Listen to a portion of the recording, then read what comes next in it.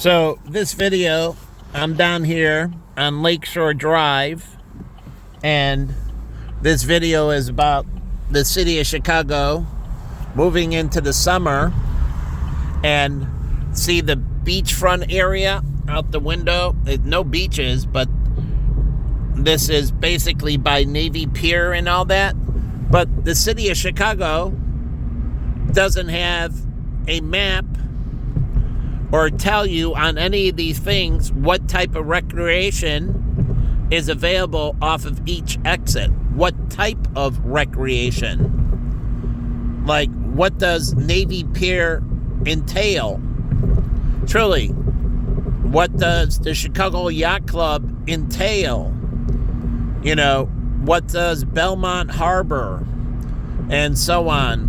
What types of boats? Can you rent boats? Can you rent boats at the Chicago Yacht Club? Can you do events at the Chicago Yacht Club? So, can you rent a boat at Belmont Harbor? Rent a boat. Can you do events at Belmont Harbor? So there's a doggy beach up there. But here's Navy Pier area, and they have a hotel on Navy Pier. But this side, south of Oak Street Beach, there are no beaches. So what can you do? You can still go swimming. There's a ladder that you climb down, and you can go into the water to go swimming. And then you climb up. They still have lifeguards, and you lay out on the cement area. Now, an inflatable, like one of those inflatable lounge things that you lounge on the water, would be nice to lay out on the rock because it would be soft. So, anyways, I don't know if they do inflatable blankets. But, again, it's dark because it's the beach. But here's one of the ladders right here. You can see it right there. It's a little red ladder. And right there, red ladder. And that you can just climb down and go swimming. So you can swim along here, but does they advertise that? Do they let you know?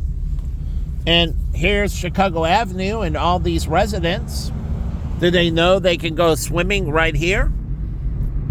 Now, it's not a beach, but they have numerous places to get in the water to go swimming, and a lot of people do laps in the morning. You can create a club that comes out in the morning, and you swim laps in Lake Michigan. You get your exercise. You don't need a pool. All these buildings right here have residents, and they want to go swim laps. They can go swim laps in the lake and exercise and do it as a group in the morning. You can even start a training club that goes out and does swimming laps in the morning. And then they come back and you go back to your condo, So, and then you get ready for work and go to work. So you can go out and do your laps in the morning. So I don't understand that. And now you have Oak Street Beach, and now these are the beach areas. But do they tell you what type of stuff is allowed on the beach? What type of etiquette? You should take a shower before you go to the beach. You should bring disposable wipes if you have to go number 2 to clean yourself properly in the bathroom. Oh yeah, bring disposable wipes or sell disposable wipes so people can clean themselves properly in the bathroom. So, you don't get E. coli into the lake water, so people can clean themselves properly. So the bathroom's set up so people can go to the washroom and clean themselves. Remember, they're wet from swimming and everything, and they need to go number 2, and they can't use toilet paper, right? So they have to have something that doesn't degrade, that they can wipe and clean themselves with properly. Toilet paper doesn't work with wet hands and that, and wet butt. So, again, they have to have things set up properly, but they don't tell you what you can and can't bring to the beach. Truly. So, I don't understand. And then they don't tell you what you can do. Where can you go fishing? Where can't you go fishing? Where's the best place to swim? If you take out your boat, where can you go fishing in Lake Michigan and stop your boat? Where can't you stop your boat? Truly. What are the speed limits in the different areas? Oh yeah, the lake needs buoys, and it needs to set up a thing indicating speed limits and boating lanes. So you have areas where you can park your boat that's recreational, and then traffic lanes where boats can. They do this in Florida. Boats going through here, it's a traffic lane. You can't stop or stand. And so you need it off of here in Lake Michigan. Where can you stop and stand? Where can't you stop and stand your boat? And they could put that into a GPS app. And so people know where people are going to stop their boat and where they're going to go swimming. That way another boat doesn't run over a swimmer or a wave runner. So where you can and can't swim off the boat. That is a problem. So you have to set up this and get away from the madness. The madness, which is Lake Michigan. And so here's an inter-harbor. Now here, this, you can't see it really on the other side, but they also have a row club in here. Yeah, rowing club. And you can go and do row in the morning, and they can have a lunchtime row club and an evening row club. Yeah, it has lights, and you can go rowing and be part of a row club. You can go kayaking on Lake Michigan, and you can rent a kayak. Kayaking on Lake Michigan would be really fun.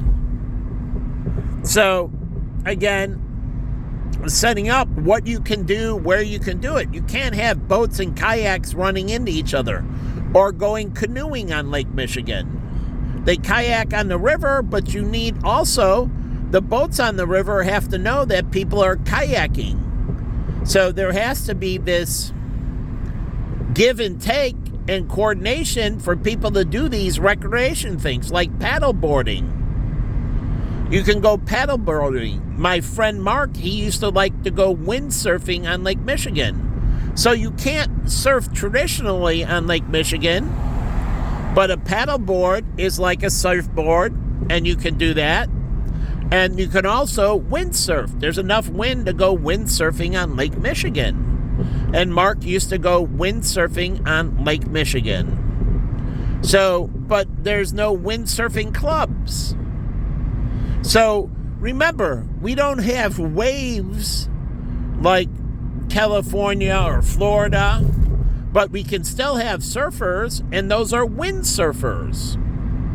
So, the Midwest can have windsurfing, and windsurfing is really fun. But they don't tell you these things, and they don't inform you what you can and can't do, so everybody can interact and so on. And you can go running. How about going areas that you go snorkeling in Lake Michigan? Where is a good area to go snorkeling? With snorkeling, you want to be able to see things underneath. With snorkeling, you want to see things below the water. Snorkeling is only fun when you can see below the water. So scuba diving is more fun when you can see below the water. That's why people go snorkeling in the ocean and scuba diving in the ocean. But if they would clean up Lake Michigan, then it would be more fun to go snorkeling and scuba diving. But they have to figure out, how do you create lenses that can see in murky water? So you can see things under the water. And I've been snorkeling and I've been scuba diving, and they're great to do, but the reason you only do them in the ocean, because you can see long distances underwater. And so it makes it awesome. The Lake Michigan, you can't do that really. And so they have to figure out how they're going to purify the lake and clean it up and make it more transparent. They can make it more transparent. So it's not necessarily this horrible thing. It's only dirty because we made it dirty. If we clean it up, the lake will become transparent. And so people can go scuba diving and snorkeling and all kinds of things. But these areas like Michigan, like here, get off at Montrose Avenue. So here, there is register for summer programs for your kids. But how about summer programs for adults? And there's tennis courts over here. And that. And so, but why doesn't Chicago have tennis clubs? Like Chicago, what was it? Chicago Social, which I was part of, does all kinds of sports programs. And they can have tennis clubs, scuba clubs, snorkeling clubs, kayaking clubs, canoeing clubs, rowboat clubs. So they can put these together. Fishing clubs. Chicago Social can put it together, working with the Park District, because they bring all these activities. I used to play football at the Park District through Chicago Social, and they have to pay the Park District for the licensing and everything. So it's a private business using the parks, and they pay the Chicago Park District for that utilization. And then there's a golf course, a par 3 golf course, and then a driving range at Diversey and a golf course. And so here's all these little boats that you can rent. And there is also paddle boats. And so when it's a calmer day, you can rent paddle boats. So I don't see this. And you can go biking and you can do all these things, but they have to set it up right and have to inform people, and people have to be cleanly. It destroys everything if people aren't clean. So I don't get it. And so people need to clean themselves properly if they're going in and out of the water. But to do that, you have to have proper things they can clean themselves with. And so, again, they have to have proper types of, you can't have regular toilet paper because your butt and everything's all wet. It doesn't work. And that's the problem with the bathrooms in the park districts. When you're going out by the swimming areas and that, and pools in general, they don't have proper tissue that is designed to work with wet hands and wet butt. And it has to be able to be taken through the water treatment plant. So the water treatment plant has to be able to take that stuff in, and the plumbing has to be able to carry the stuff. The plumbing has to be able to take the stuff through the plumbing without clogging it, and it has to be able to be processed by the water treatment plants. So they're doing a bunch of improvements down here, which is great. This brings a lot of value to the city. Why wouldn't they be investing heavily in the parks? I would be.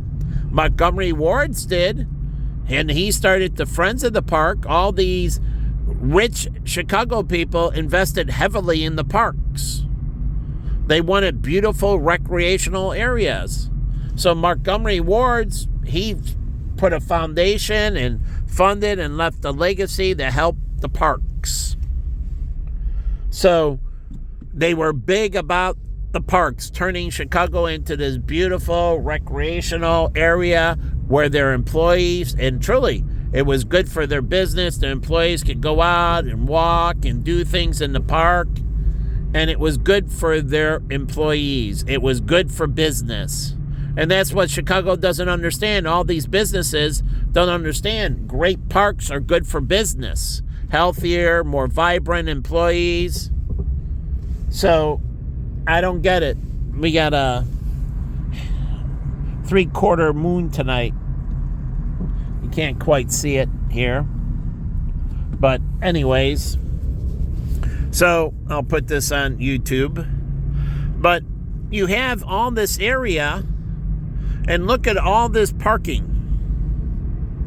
And so, but you can coordinate things through Chicago Social, through these private businesses. So why doesn't the Park District do an incubator where they screen people and they incentivize people to start private businesses like Chicago Social that goes out there and sets football programs and soccer programs and fishing and kayaking and other things so people can use the park, and they collect fees. And this is how the public and private work together. So the public, the Park District and everything can incentivize people to start businesses. Like you can have Tai Chi classes out here. Tai Chi. Truly. And in the wintertime, you could come out and do Tai Chi. You have to have heavier clothing in that. But again, like in the water, you can swim. Right now, you just have to wear a wetsuit. So if you want to go out swimming, just wear a wetsuit. And you can go swimming. It goes for your feet, and they have it cover for your mask, and you can go swimming if you want.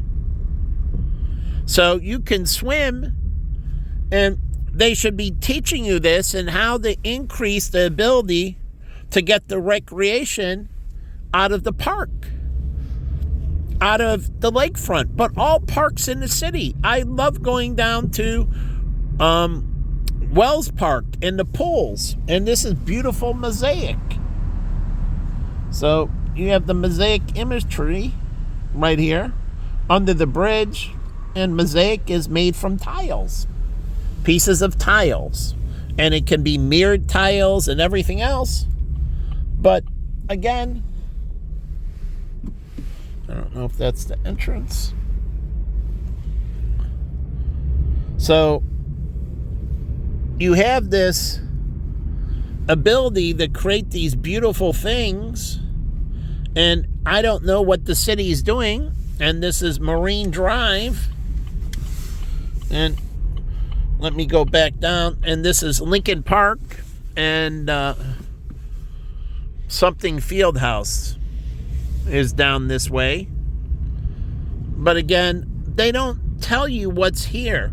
And the city can work with Google Maps and that, but you can have electronic signs that can change, and they can have them along Lakeshore Drive so they can tell you what's going on, and register for summer camp, register for fishing camp, register for swimming camp, register for summer beach activities.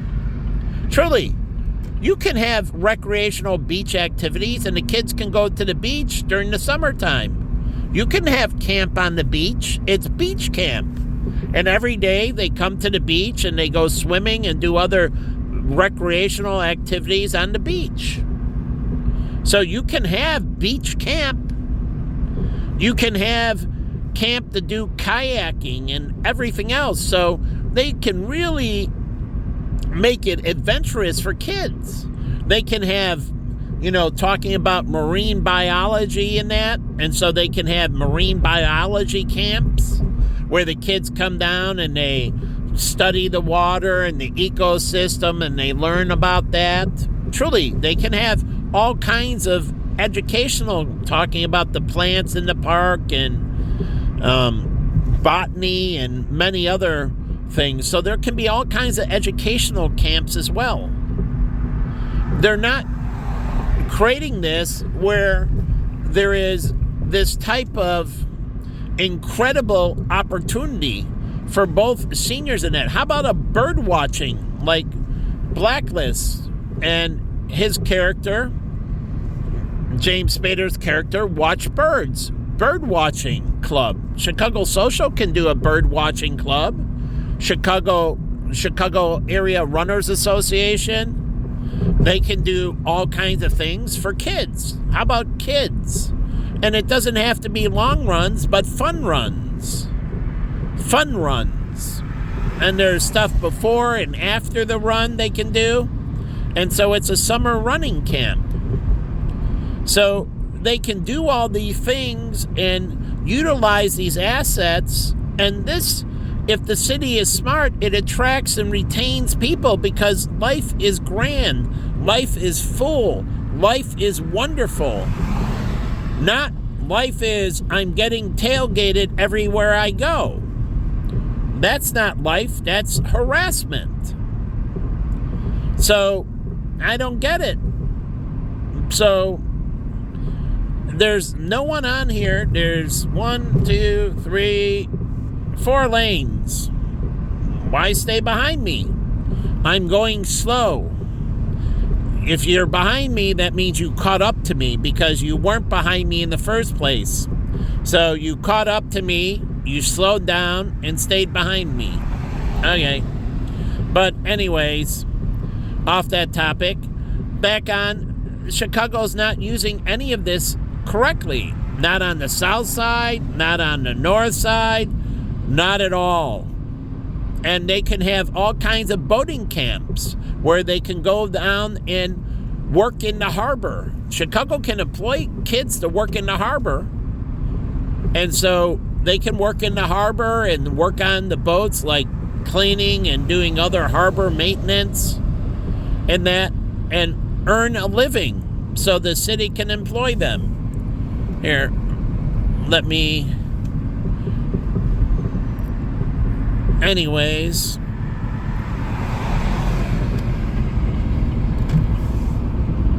it's 2:39 in the morning, and I'm letting my tailgater go.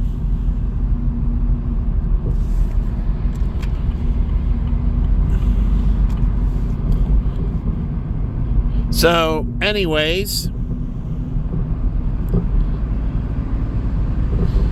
that city can create all these recreational camps and everything, and they don't use this to attract and retain. And some reason they want the city to be a city of hopelessness and a city of horrible things. But you can, the Boy Scouts, the Girl Scouts, the Brownies, the Indian Princesses, the Indian Prince, they can have another club. They have the Indian Princesses. They can have the Indian Prince Club. And these are, kind of like Boy Scouts and Girl Scouts. And then you have the Brownies.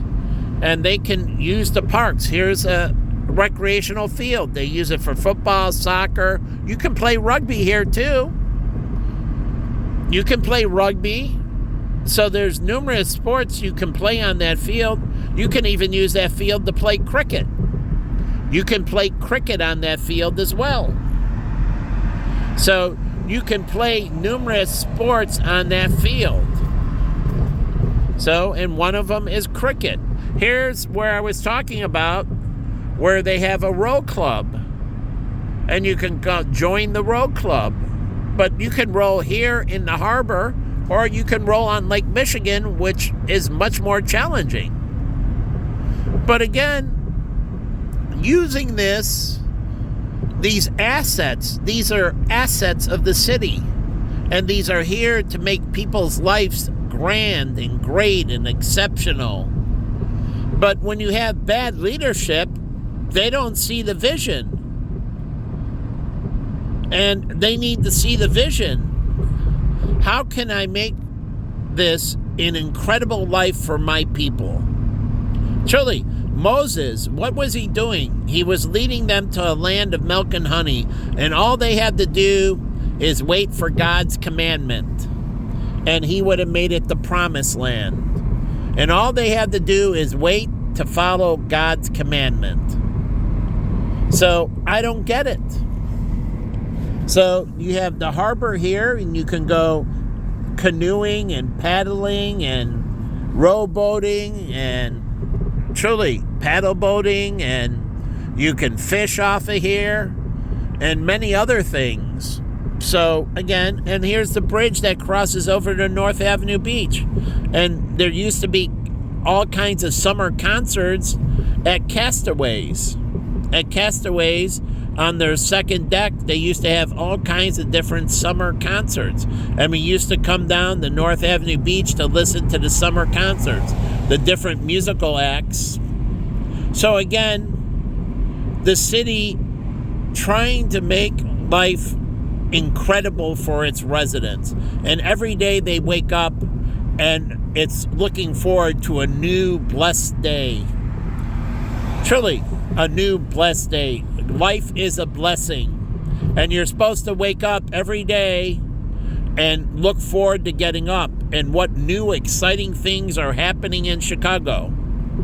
So they think because it's horrible, we don't have crime if we get rid of it. And it's, oh, Chicago, you got to wake up to death and murder and rape and pillaging and everything else.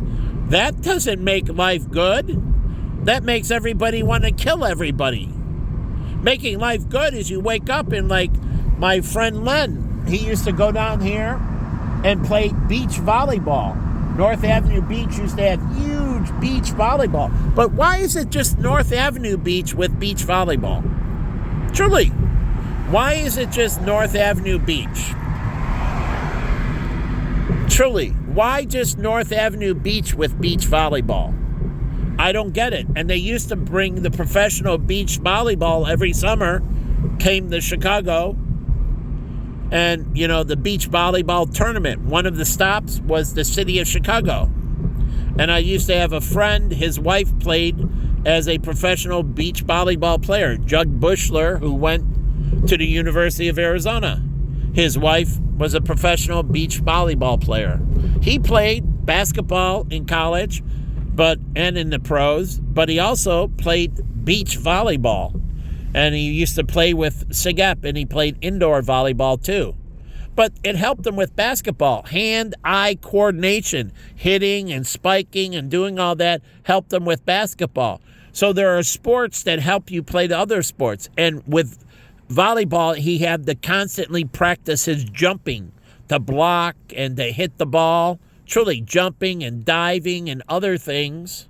So he's not shooting and dribbling, but he's doing other things that help his footwork, help his hand-eye coordination with the ball. It's still a ball, and it's a big ball, similar size to a basketball, and it helped him immensely. Playing volleyball helped him very much with basketball. So when you're playing a sport like hitting a ball, now the thing with golfing and baseball, it doesn't really coordinate, and then you don't know if softball coordinates, but there are sports that cross over that help you better with your existing sport. So down here, Magnificent Mile, you can take the kids down here for all kinds of adventures. There's all kinds of places to dine and places to see and so on, and it's another way. And introduce the kids to the Children's Hospital. Introduce them to the Children's Hospital. This is Chicago Lurie's Children's Hospital and so on. And get the kids familiar with the Children's Hospital. And kids can donate to Children's Hospital. I was a little kid, and I could have donated to the Children's Hospital. I made my own money, and I could have donated a few bucks to the Children's Hospital. And there's lots of kids in Chicago, and if all those kids give a couple bucks, that's a lot of money for the Children's Hospital. That's millions and millions of dollars. So again, the kids can donate a few bucks, and when they get jobs, they can pick Lurie's in their payroll. Say you're a kid, I'm working at 6 years old, and I want to donate to a charity. And they do it payroll deduction, and I choose Lurie's Hospital. And a little bit of my pay comes out each week and goes to Lurie's Hospital from payroll deduction. And so kids that work, whether they're preteen or teenagers, they can donate to these different issues that are for teenagers or for kids. And so it's the Children's Miracle Network.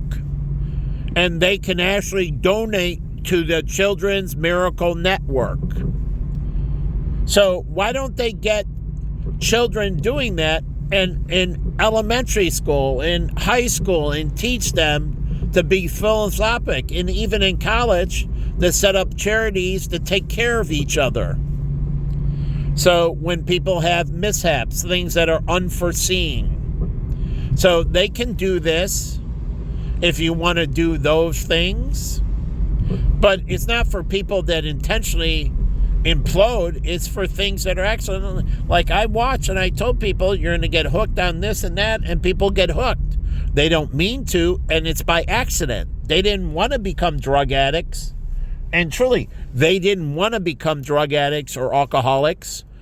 But they went out, it was a good time, they were enjoying themselves, and all of a sudden they didn't see the crossover. And I used to tell them, you don't see the crossover coming. One day, it's just a recreational use. The next day, you're an addict.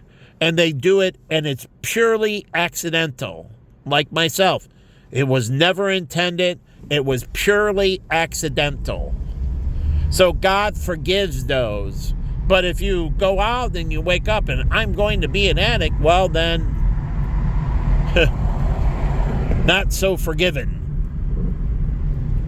But these things, these people made accidents. They never intended, and it got the better of them. It wasn't their intention. They wanted to go out, have some recreational use, have some fun, and they never saw it coming, and it got the better of them. So those things are forgivable.